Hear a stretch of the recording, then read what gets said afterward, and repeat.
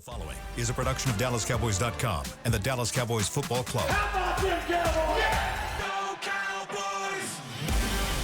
This is the Players Lounge, broadcasting live from Dallas Cowboys World Headquarters at the Star. Now, your hosts, Barry Church, Anthony Dorsett, Damontre Moore, and Newy Scruggs. Welcome.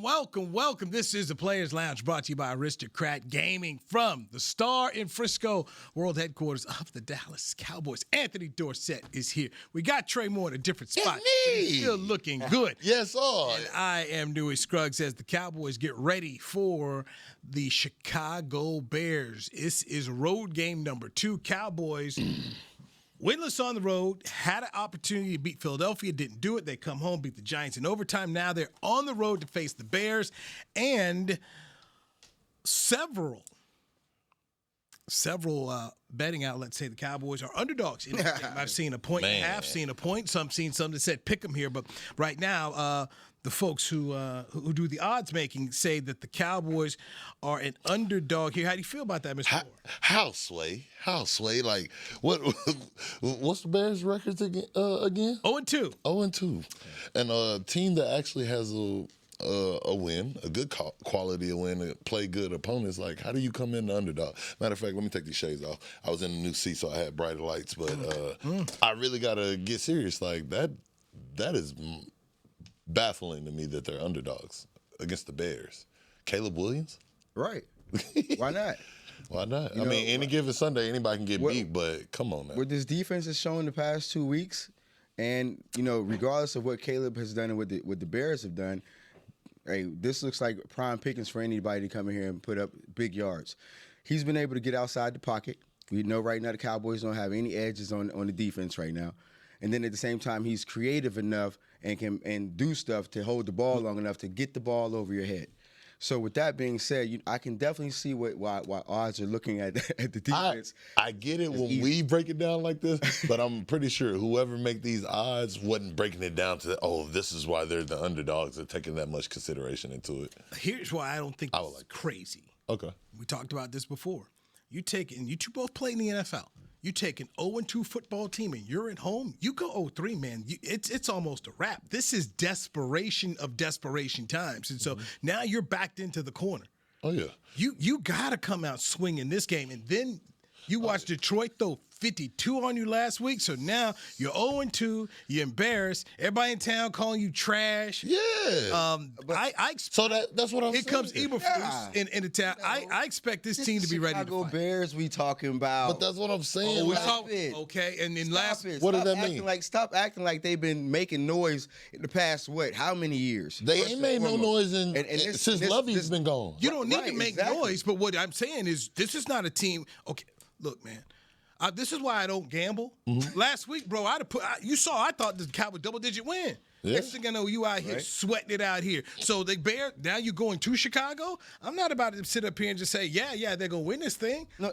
So I'm not saying that either. Okay. You know what I mean? But what they got a shot, though. That's what I'm saying. They definitely got it. They got a real shot. The Bears definitely have a shot. I'm not disputing that. They definitely have the real shot. I'm just saying, to be an underdog, like, do I think it's going to be a knockout, drag-out fight? Yes. Like, don't think you're just about to roll over them. Like you said, a hungry dog hunts bad. Like my dad used to tell me growing up, like, it ain't the loud one or the big one you got to be scared of. It's that quiet one over there. That one that's nervous. And right now, their backs is against the wall, like you said.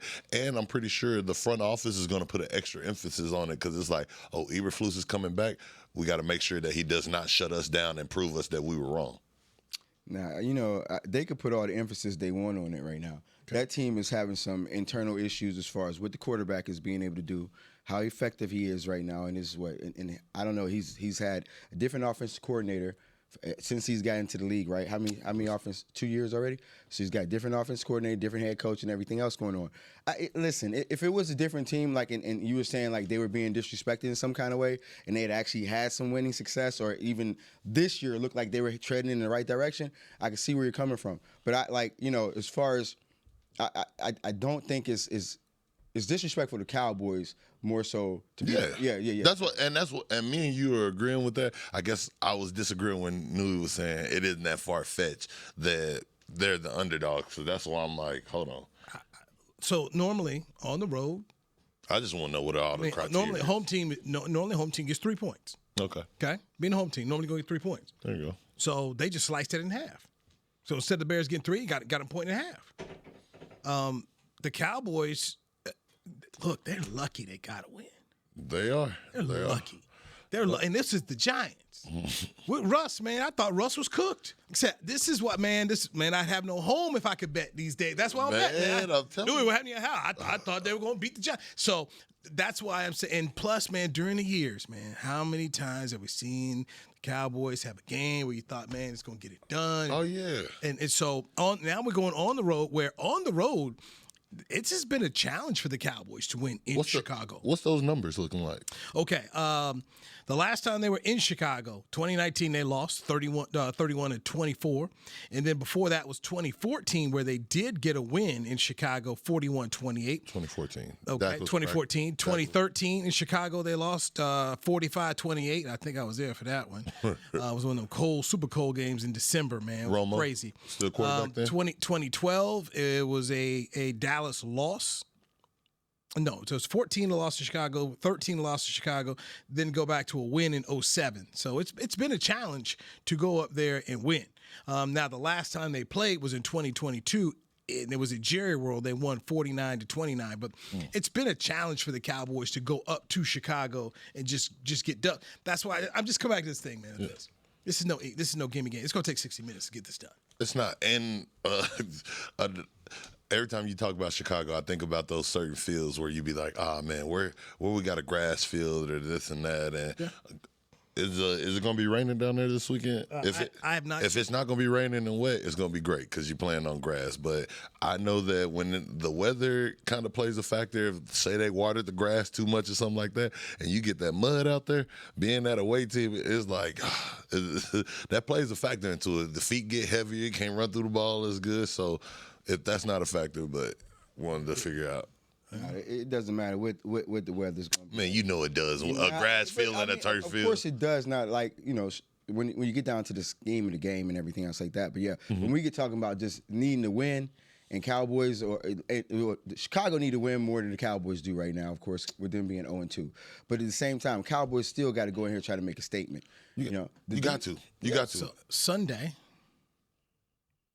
it says 55% chance of rain. Oh, I told you, boy, y'all better start listening to me. Didn't I tell y'all the last game was going to be close? So Saturday, it's 40% chance of rain. Sunday, 55% chance of rain. Monday, 60% chance. So it's about to be some rainy days. And even if it doesn't rain that day of, like if it rains the day before, like it takes a while for that to dry up. Like that mud and stuff, I'm telling y'all that. Like you got people that's going to be slipping in this and that. And then let's stop talking about the field advantages and stuff like that. Y'all know what I sent in the group chat. You got players out here arguing with like media people, comedian and stuff like that. Like, I wonder how focused are you on the game? Like, yes, you're focused enough to say, well, I'm mad and I want to prove people wrong, but you know how it is when you get over there a little overzealous, like you end up missing out on those little bitty coverages, or because you're so frustrated, instead of that time of you studying film and stuff. And I'm not saying that you can't trash talk some people. KD done it, but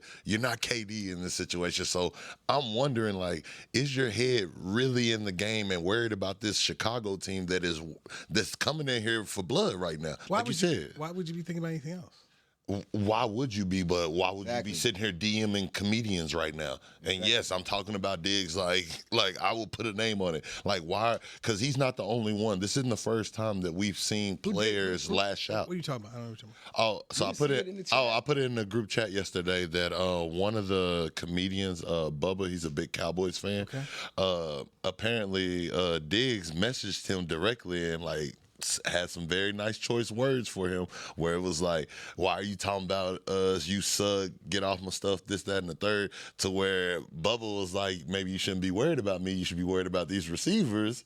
And now that you mad, you sent me a whole thread in here. I love that. So I'm watching you the rest of the season. You do know that's commonplace with him. I mean, Well, So he does that. I didn't know that was coming with him. Yeah. Like, You'll. and don't get me wrong. You ask around. Episodes. Oh yeah. I've been the crash out. I've been there. I've been the guy, Mr. TMZ, and all that. So it's not like I'm just throwing stones in the glass house. But I know before the season start every year, we have that meeting where your PR person says, "Hey, don't give people bulletin board, and remember, let trolls be trolls. Don't give them fans." You saw what he did last year. No, what did he do?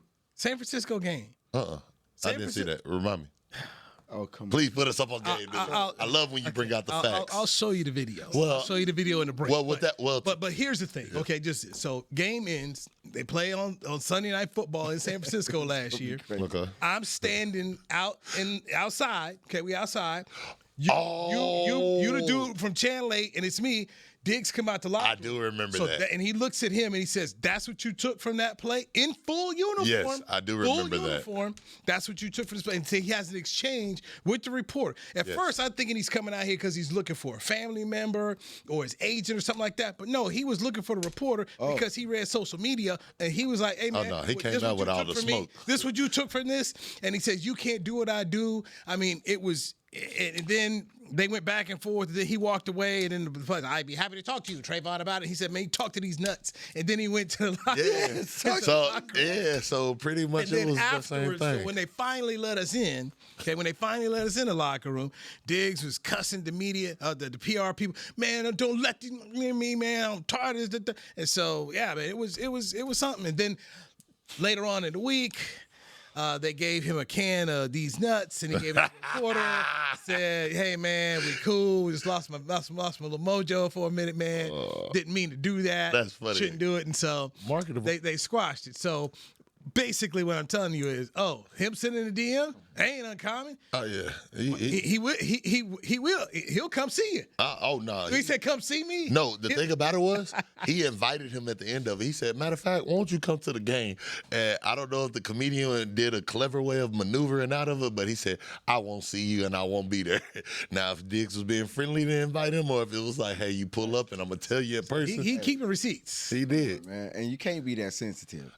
You just can't, you can't just let, like my dad say, don't let them see you sweat, son. Yeah. You give them more power when you do that. And for a comedian like that, Bubba said, I got this. He's you talking about 600 likes, all that stuff. He's listening, and he's not letting it go. And that's fine. And I'm telling you, as a former player, if you listen to me, one, don't try to do none of that, because I'm still a player at heart. But don't do that, bro. Like, you got a lot of stuff going on. Like Barry said, he has that bullseye on his back. And you got to know, you got to treat this like you sliding into your favorite, because he's single, Instagram girl DM. You got to go in there with the premise of somebody's going to screenshot this and show this at all points. And this boy is basically working off the reputation that he was supposed to be one of the top corners in the NFL. Period. And so with that, if you don't go out there and you play like that, and it doesn't matter that you're coming off an injury or whatever it is, because once you out there, you putting yourself out there. And one thing with him, for some reason, he's one of those dudes that he's always up in. When you see them when they weren't playing in the preseason. Mm-hmm. He was talking to everybody. He's doing all this. He's in everybody's face, of course, the opposing receivers. So when it actually comes time for you to strap it up and shut those dudes down, and keep in mind, he got toasted by a second-year player. We ain't talking. That's first round pick. So when it comes down to it, but it is what it is, and if there wasn't nothing to talk about, there wouldn't be nothing to talk about. And that's what I'm getting at. When I got older, that's when it was like, okay, let me stop messing with my bread, because like Bubba said, when he was joking with her, he said, "Oh, is that a threat?" in the DMs and start laughing. You got to realize you are the brand, and all the great players that I've been around, they sit there, they say, "All right, you know what? Instead of going back and forth, some of them will charge you up, but before they charge you up, they're going to get the facts. They're going to study. So next game when they come out there, Damontre, the rest of them, Cliff Averill, Richard Sherman, they're going to say, here, I got 3 picks. I got 2 sacks. Now say something else." And go whatever your narrative is. What is he like? Has he showed that he's that level-headed? No, that's why I'm challenging him now, and that's what makes me worry going into the Bears. Like, the Bears over here, They not going 0-3. They sitting over there doing everything to where they probably went radio silent Bears in that ain't building. going 0-3? I'm not saying they're not. I'm saying their front office is telling them do everything in your power not to go 0-3. Gotcha. So Just do your job on Sunday. do your job. Focus. Do your job on Sunday. Let's dive into a couple numbers about this Bears-Cowboys matchup. And also, Tom Brady's calling the game. And by the way, Tom Brady's a part of the Raiders ownership. And who plays the Cowboys on Monday night in Las Vegas? It's the Raiders. So what does Brian Schottenheimer think about a production meeting with Tom Brady? Let's dive into that next right here on the Players Lounge. Brought to you by Aristocrat Gaming on DallasCowboys.com.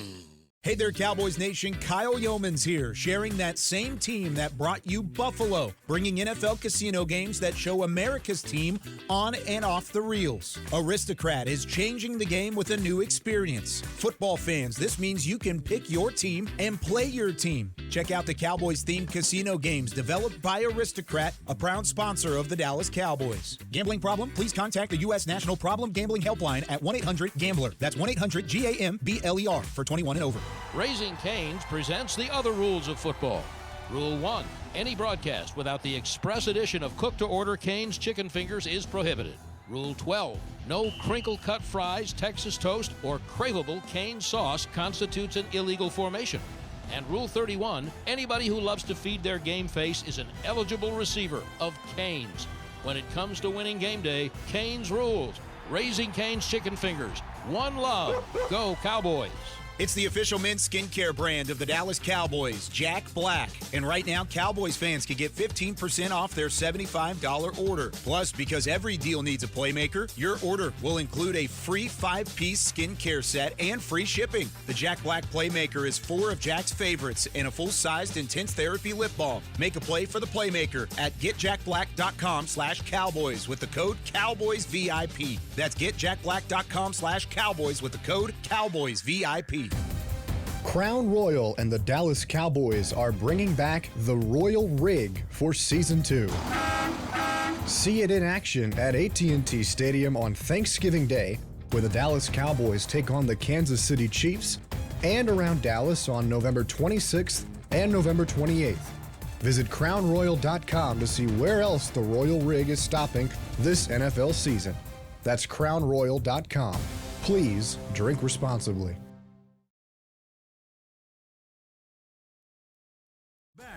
To the Players Lounge. The countdown to game day starts with the Rally Days, presented by SeatGeek. Get behind-the-scenes look at AT&T Stadium. Meet the Dallas Cowboys cheerleaders and alumni. Play games, win prizes, and much more. Get your tickets today at AT&T.com/rallydays. Good job. Man, you got that. You performing it.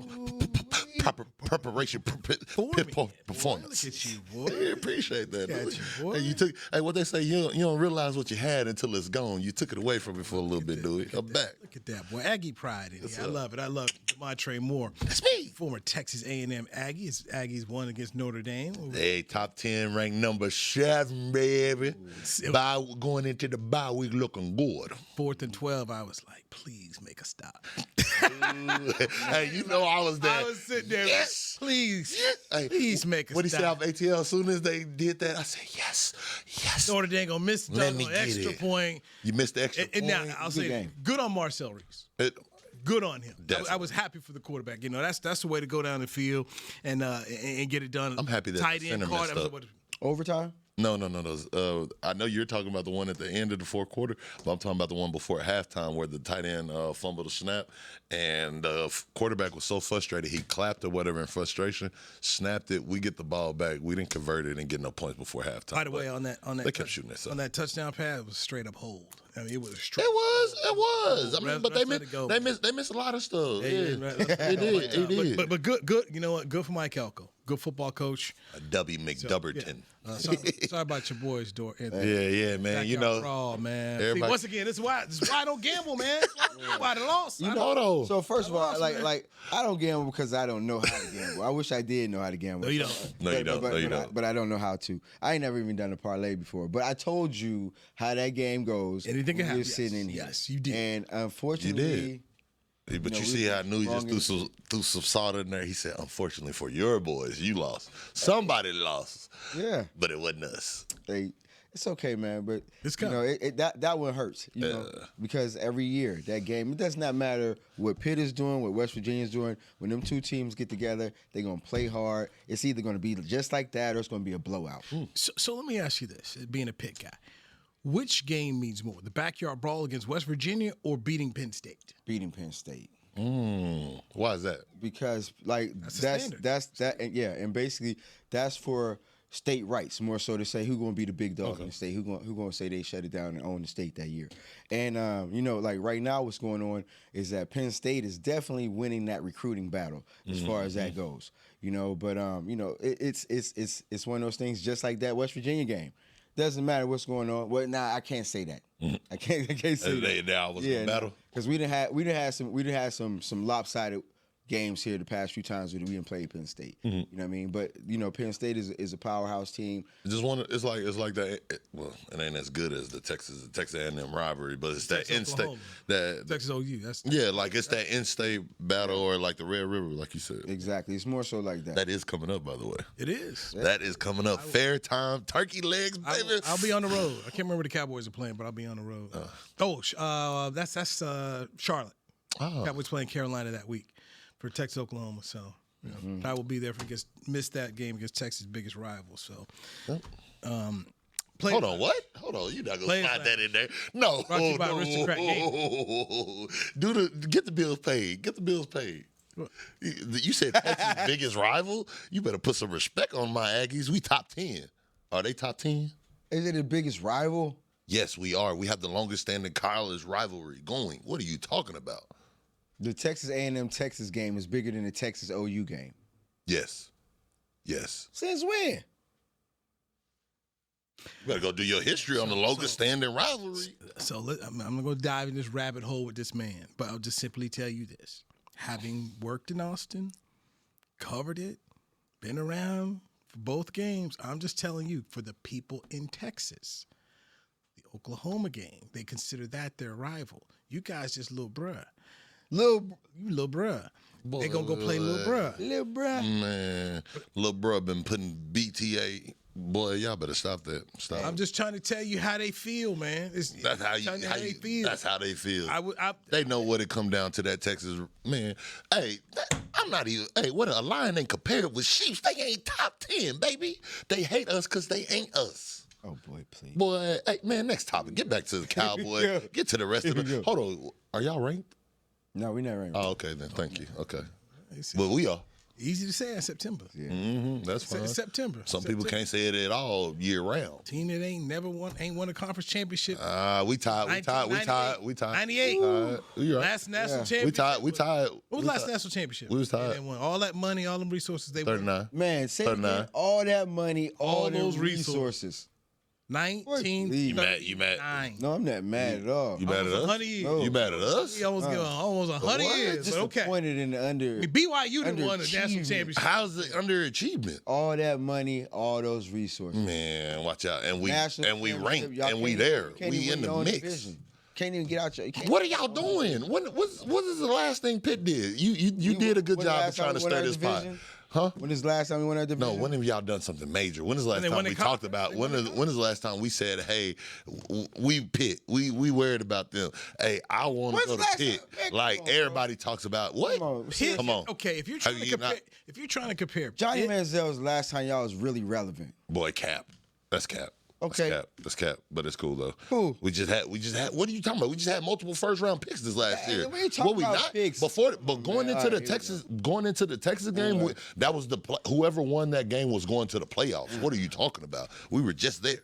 Like, all right. Hey, we've been ranked the last few years at some point throughout the season. Y'all got nothing to show we stay ranked. We ended ranked. We ain't been ranked and we ain't got nothing to show for it. And for all y'all did, y'all ain't got a damn thing to show for it. We got some bowl game wins. We got some bowl games. Nah, not like ours though. Not like ours. What y'all do last year in the bowl? No. Y'all doing the bowl game last year? Relax, Newy. He wasn't here on the show. Don't bring him into that, Newy. I already admit that. I admit that. We lost last year. You called Cowboys and Bears on Sunday. Yeah. So it's gonna be a biter. Here's an issue for the Cowboys and the Bears. And somebody needs to clean this thing up. They want to win. Penalties. Penalties committed. Cowboys are 16th, 10th most in the league. The Bears have double that. 20 penalties, the third most in the league. And we talk penalty yards. Bears, third most in the league. Cowboys tied for sixth most in the league. Shooting yourselves in the foot on Sunday is exactly how you're going to get yourself an L. This can't happen. And then we're looking at fumble recoveries. Neither team has one. When it comes to takeaways, the Cowboys have a grand total of 1, and the Bears have a grand total of 1. Stop shooting yourselves in the foot. Figure out how to get out here and win. One turnover. Win the penalty and the turnover battles. One turnover. I can tell you how that meeting gonna go. Shotty playing up under or being up under Pete Carroll. What we did every Friday before you go in there, and I'm pretty sure they did it with your teams. But you knew who your refs was gonna be till you go out there. This ref this season? It's only 2 games in, but they're gonna tell you how many penalties they throw, what they like to throw, and all that. And when you listen, when I hear you throw out all those numbers, everything sounds evenly match. Y'all both were top 10 in penalties. Like, you both had 1 turnover. And so what are the coaches going to do? How can we get that extra win? By not shooting ourselves in the foot. The cleanest team, and that's the one thing Coach Carroll used to always say, the cleanest team is going to win. The cleanest team. And when I seen Shotty over there doing the press conference, oh, we got 1 touchdown. Yeah. We got another touchdown. Yeah. That was Pete Carroll essence. So I know he's going to put a big emphasis on cleaning up these penalties right there, because that's what it's going to come down to. You both got hungry teams. Just because we got 1 win, we're not that much better than them. I mean, and by all everything that has to go on from week to week as far as with the improvement, the Cowboys have to stop getting so many penalties. It was something that seems like, when you look at the structure of a team, it looks like, are they undisciplined or what's going on? And throughout the course of the week, a lot of people don't know this, but the officials are actually in practice with us throughout the course of the week too as well. So, like from week to week, you hope that this thing gets corrected and rectified. Not your game officials, not the guys that are going there. Right. These are a different set because it's against the rules, just to put that out there. But these are officials that are there going through the same things that, like for practice that you would in the game. So, that's something that is definitely going to have to clean up. But when you have a team that's looking like Chicago Bears, who is 0-2, trying to figure some things out, the record, unfortunately, I don't want to say it shows the cracks, but it also speaks to the fact of why they're 0-2. But it's not that much different right here. Like Newy said, Cowboys are 6th, Bears are 3rd. It's only separated by 29 yards. Everything else on this paper looks pretty even, like it's going back and forth. Barely got a win, and they barely got a win, but they also barely got a loss with Washington too. The Cowboys couldn't be arguably 2-0 if they would have cleaned up something. If they wouldn't have had the fumble, but they're not. They would have put it. They're not. And they lost the turnover, and right there, you lose the turnover battle. That's most games in the National Football League going to be decided by 3 points or less, and the team that loses the turnover battle normally gets the L, and they're not good enough to get out here with a bunch of penalty yards and a bunch of turnovers. Neither team is, but especially the Cowboys trying to go on the road, which is why I pointed out there. Turnover margin You're right. The Cowboys tied for 22nd with -1, and the Bears are -2, tied for 25th. These are issues they've got to clean these up, and it just feels as though going into this football game, the team that's able to not shoot themselves in the foot can come out of here with the win. It's that thin of an in or football. At least the probability is that much higher. But you're right. More games are lost in this league than they're won. Yeah. I mean, the one thing the Cowboys do have in their favor right now is it was one thing that like you guys I talked about. Kept asking me, what do you want to see? I want to see the running game. Mm-hmm. So the one thing that they do have right now as a positive is that running game, and we both know, from playing ball, like that run game will travel. Oh no, and so with that being said, hopefully, taking that up there, being able to put some things on the ground and be able to control the clock, keeping Chicago off the field completely. So both teams, by the way, when it comes to rushing are right there. The Cowboys are 11th with 127 yards of rushing per game as an average, and then the Bears are 126.5. Wow. So they're right there, 11 and 12. It's that time of possession that's pretty interesting, where the Cowboys are 20th in the league at 28.50. The Bears are 10th at 31.17. But at the same time, you got to kind of look at the they were getting blown out by Detroit. So, that game, once the competitive phase of that game, right. I was about to say, that stat is not going until you get later on in the season. That's when that one will come more into play. But we know the Cowboys, you put them on the field for 30, that defense is on the field for 30 minutes or less, it's a problem. It's a problem. They're just not that good enough to be for them things. A problem. All right, Tom Brady is going to be on the call for Fox. So this game will be on Fox.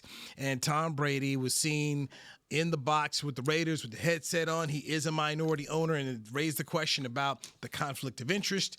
Schottenheimer was asked, what's a production meeting going to be like? Are you willing to talk to Tom Brady? How's it going to go? And Pete Carroll said he had no problem talking to Tom, said he talked ball with anybody.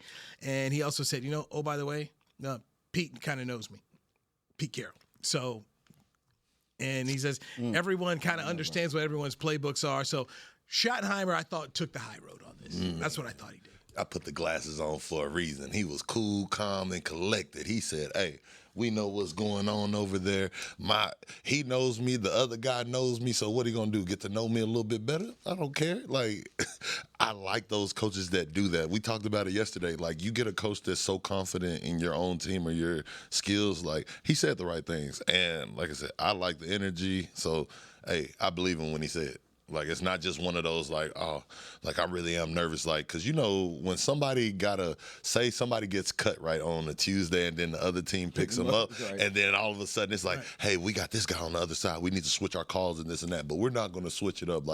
They're throwing that dummy call out there. I don't think it's that with Shotty. It's to me, there is definitely a conflict of interest there. Because in these production meetings, Tom Brady is getting the inside scoop on the team. You know what I mean? And so it just doesn't boil down to the schematics of it. It's boiled down to the, injuries and just a gang of other things that may happen in the game that the team, is just certain information that is basically wouldn't be given to Tom Brady if he wasn't sitting in a production meeting. And then later on to be in a production meeting with a team that you're going to face later on. And I understand what Shotty's saying. Just like you said, everybody pretty much knows the playbook and everybody understands this and that. But there is some type of competitive advantage to that. You can't tell me that there's not. And I'm gonna disagree on that part of it. The production side of going in there and talking to it, I don't think that's where he gets the advantage at. I think he gets the advantage from all the stuff that's gonna be out there, what's not said from the coach, what the people are giving him or him watching it and having the advantage of being there live to see the play calling, because you know how it is where they tell us to go watch the film session so you can hear the inline game call. I think that's where the advantage will come. Most of your head coaches, but in the production, but your head football with Tom Brady. But in the production meeting is where they're going and they're asking for more. Chris Collinsworth and Chirico are asking you for more to say, hey, AD, what are you seeing on third down this week that you think that you may unveil for this game? And it's your job as a good those good coaches.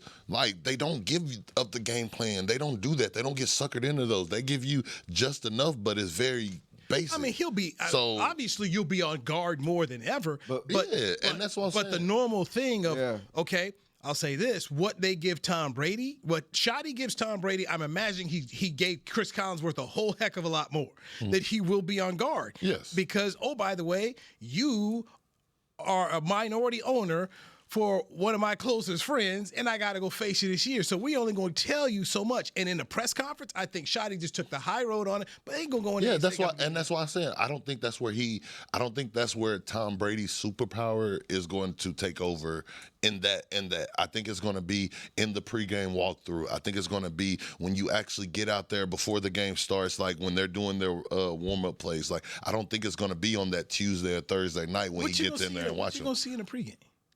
You see a lot of stuff. You can see somebody injured. You can see somebody going over here and not doing their normal routine. It's the comfortability. But that's everybody. It's the comfortability that Tom Brady's going to have in those production meetings when he starts talking to other quarterbacks about football. Defensive coordinator, everything. Yeah, and it's going to be so many little things that are going to be talked about in that position because they both play it. With the players, yes, but his original question was, do you think he got an advantage with Shotty? I don't. Okay. That's what I was saying. But the goal of the production meeting is give me some nuggets. Yeah. That I'm not going to get. Exactly. So I can take it there. And that's all I was saying was Shotty I think Shotty did what he was supposed to as a coach. I think Tom Brady can get somebody like a young quarterback, like, hey, I'm Tom Brady, this and that. You know, when I see football, I could do that. I think that's where he can get that more of an advantage, but not with Shotty because he's been around football. All right, let's hit the break. Our final segment of the Players Lounge coming up right here on DallasCowboys.com. Life is a workout, and Smoothie King is here to help you power through. Whether you're maxing out overhead presses, pushing through chest flies, or being the hero your golden retriever needs to carry them over that scary bridge, Smoothie King has the fuel to help you go all out. Build muscle and boost your recovery with 45 grams of protein, 0 grams of added sugar, and delicious customizable ingredients in the Gladiator Smoothie. Available in chocolate, strawberry, and vanilla. Only at Smoothie King. It's the official men's skincare brand of the Dallas Cowboys, Jack Black. And right now, Cowboys fans can get 15% off their $75 order. Plus, because every deal needs a playmaker, your order will include a free 5-piece skincare set and free shipping. The Jack Black Playmaker is 4 of Jack's favorites and a full-sized intense therapy lip balm. Make a play for the playmaker at getjackblack.com/Cowboys with the code CowboysVIP. That's getjackblack.com/Cowboys with the code CowboysVIP. Raising Cane's presents the other rules of football. Rule 1. Any broadcast without the express edition of cook-to-order Cane's chicken fingers is prohibited. Rule 12. No crinkle-cut fries, Texas toast, or craveable Cane sauce constitutes an illegal formation. And Rule 31. Anybody who loves to feed their game face is an eligible receiver of Cane's. When it comes to winning game day, Cane's rules. Raising Cane's chicken fingers. One love. Go Cowboys. Hey there, Cowboys Nation. Kyle Yeomans here, sharing that same team that brought you Buffalo, bringing NFL casino games that show America's team on and off the reels. Aristocrat is changing the game with a new experience. Football fans, this means you can pick your team and play your team. Check out the Cowboys-themed casino games developed by Aristocrat, a proud sponsor of the Dallas Cowboys. Gambling problem? Please contact the U.S. National Problem Gambling Helpline at 1-800-GAMBLER. That's 1-800-GAMBLER for 21 and over. Back to the Players Lounge.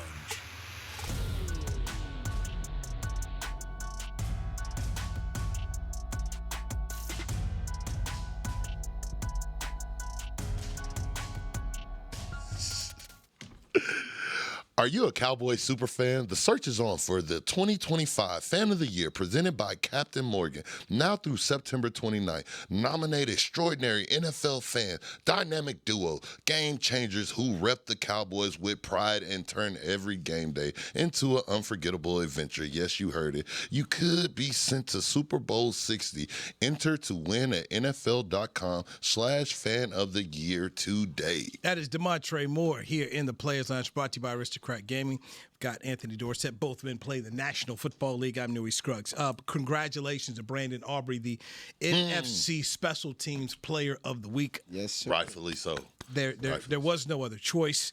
Aubrey has now made 27 field goals from 50 yards in his career. With one more field goal from 50, Aubrey would pass Dan Bailey for the most 50-yard makes in Cowboys history.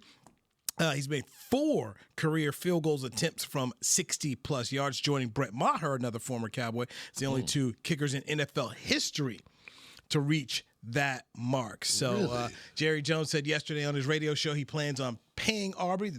Conversations going on right now. So the man's a weapon. We're looking at like potential depth and Hall of Famer, bro. Bro, it's definitely like, Come on, man. You know what? If he stays And I know on it's this track, hard as a kicker, and I know it's hard as a special teamer, period. Here's what I'd say before we can even get there. One, he's going to need at least get 5 All-Pros. Right, okay. Get yourself 5 All-Pros, and then you need to get the scoring numbers up there. Because you talk about one of the hardest positions to get in. You know, to get in with Morton Anderson. Morton Anderson, he finally got in. Nobody scored more points ever, and it still took him forever and a day. He barely got by the skin of his chin. Adam Vinatieri's not in there yet. Yeah. And you know, here's a guy who won 3 Super Bowls, 2 of the Super Bowls. He won at the end for the New England Patriots, and I think he's got the resume to do. But it's hard as a kicker. But so it's hard, but it's even easier when you got that star behind you. And this we're talking about a team right here. I mean, most of these guys are in either you're a Super Bowl champion or you've set a record or you've got a lot of numbers behind you. So Aubrey's got he needs more work. Now, how many records do we have though? Don't he have the longest field goal? No, He doesn't? No, but right here, we're talking about 4 career field goals from 60 plus. So What year is Aubrey in? with 3? I'm gonna say 3. But We talking about these numbers in year 3 that he already. and look, so here, True, that's that's if you stay healthy. It's not even you healthy get with you get a these hamstring injury. it's not even that with these guys. These guys somehow get the yips. I mean, for a while there, Chris Beam, you were here for because Chris videoed basically every game Dan Bailey ever had. I remember when they had the kicking competition down in San Antonio. But for a while, Dan Bailey was as automatic as it got. Now, he didn't have the leg of Brandon Aubrey, but he was Mr. Automatic. And then one day, man, dude just got the yips. And you're just like, ooh, what happened? So he's going to need to be able to kick at a high level. That's what I say. Get yourself 5 All-Pros, do it for a long period of time, and then build your numbers up to be in that Hall of Fame discussion because they just don't let that many kickers even in the room for a conversation. How many are in there? Do you know that number, I want to say it's 2, if not 3. And we're talking about punter. I was like field goal kickers. Morton Anderson, Jan Stenerud. Those are the 2 that come off the top of my head that are in the Pro Football Hall of Fame as far as kickers go. Mark Mosley. Okay, Mark Mosley was the MVP of the league as a kicker for Washington. Number 3, the last straight-ahead kicker we had. The MVP, okay? What year was this? Wow. 83? It's like 82 or 83. He was the MVP. Really? Yes. The MVP of the league. The league. Oh, The whole league. And he Yeah, you talk about practice. way. Like the MVP The of the league. whole league. Yeah, That's as a hey. kicker. Bro, they gave. He's not, and I say that too. He's not in. there you go. He's not in. But do you think? Let me add a little. Okay, we Wait, obviously get it on How that. did he get the MVP of the league? Do you remember? You that good. They were. I want to say that was the year. It was either 82 when they were the highest scoring. No, they were. I thought I would say the highest scoring team the year after. So they won it. And they won Super Bowl 17, and then the year after they had the highest scoring team in NFL history. Lost to the Raiders in Super Bowl 18 down there in Tampa. They were a monster team, and I want to say it may have been 83. But yes, Mark Mosley as a kicker was the MVP of the league. But ultimately, I tell you, he didn't get in. He's not in. I don't know if he's ever been in the conversation. And that's the one that shares the record with Brandon Aubrey right now. Mark. No. Oh, okay. It was somebody else. Okay. Well, let me ask you this then. I get it's hard for people to get in, but do you think that if you play for certain teams that doesn't help you, or like certain people don't have pull to like spark that conversation a lot earlier than what it's supposed to be? Great question, and I get this information from people who voted in the Hall of Fame. You know, the voters. I talked to a lot of the voters about this. One of the things that helps you a whole lot is a lot of these guys are champions, man. Mm-hmm. You're just viewed differently as a champion. And if you're not a champion, then what they want to see are some crazy, crazy numbers, like Warren Moon. And Warren Moon had hellacious stats. Then add the fact, it is not the NFL Hall of Fame, it's the Pro Football Hall of Fame. And Warren won 5 championships in the CFL. So you take all of Warren's numbers, man, they were just crazy numbers for him as a football Don't player. he got something like total yards, like 60,000 or something crazy? It's stupid, but you add in, hey, what he did over 2 leagues, and everybody understands and knows at the time, racism kept Warren Moon from playing in the National Football League, so he had to go to the CFL, prove himself. So the guy was led Washington to a Rose Bowl out of college. There ain't no way Warren Moon should have been drafted and been playing National Football League, but unfortunately that's what it was. And when he got his opportunity, went to one of the sorriest teams in the league, the Houston Oilers, and set it on fire. But the guy was a tremendous player. But what I'm saying is when you don't have that, and you go to Dan Fouts, who was a tremendous quarterback for the San Diego Chargers, put up great numbers. So if you don't have a jacket, you need great numbers. And so right now, Brandon Aubrey, the team ain't been to Super Bowl in 30 years, you better go ahead and start to put some stupid numbers together for the next. That's why they should have did what you said in the preseason. They took the penalty, and even he could have had the record. Mark Mosley, Super Bowl champion with Washington, MVP of the league. He's not in. He just need another record. He's not in. It's tough. It is tough. No. Dak Prescott, by the way, here's a pretty stat that I found pretty cool. He, with 197 passing yards, leads the NFL in the blitz. And, going against the blitz right now, man, this dude is on fire. On fire. Nobody better right now on third down. Dak leads the NFL in third down completions. I'm so glad Barry ain't here. 15 to 20 for 75% on third down. 11 of those completions going for a first down. So right now against a Super Bowl champion team and then a division team that he always beats, the guy's he's done his job. He's handling We're not even pressure. talking about the Dak ones he's playing. Now, how about this? Dak is balling. What are the ones that people have dropped? He And that's the issue, because it's like, man, I hate it right now because I got so many people, friends, all this time about Dak, sorry, this and that. And I'm like, one, if y'all didn't. It's like looking at Russell Westbrook when he was doing the amazing stuff that he was doing. You got complacent and used to seeing this. You got used to seeing a good quarterback to where he hasn't gotten you over the hump. So now all of a sudden Dak is sorry. He's number one right now against pressure. Like, not number one sitting back there that can throw all day, but we talking about getting smacked against two really good. He's playing like a veteran. I mean, he's playing like an experienced veteran, seeing things. And here's he's playing like a champion. That I didn't get. Well, I say I didn't get, but when I saw it, I was like, huh. Through 2 games, 2025, Jake Ferguson leads all NFL tight ends with 14 receptions. Wow. I wish BC was here for that. He asked who was Ferg. I didn't. But hey, Show him. What is he why doing? He He's paid him. feeding all tight ends? Tight ends. He said, this is why Jerry paid me. Exactly. You asked that. You said, will he show his worth it? Exactly. But what you need to do is have Ferg still bring in that catch from the Eagles in the end zone. Can't be perfect. He talked about that, but that's what you need. So, so through 2 games, man, he's playing some good football. It says this is pretty impressive. All right. We all said, you're looking at the defense at this point. Okay, let's do this again on Thursday. We'll be back. Thursday, Damontre Moore. He's in Dorsett. I'm Newy Scruggs for Chris Beam and the whole staff right here at DallasCowboys.com. We'll talk to you tomorrow. I'm Newy Scruggs. This has been a production of DallasCowboys.com and the Dallas Cowboys Football Club. How about this, Cowboys? Yeah!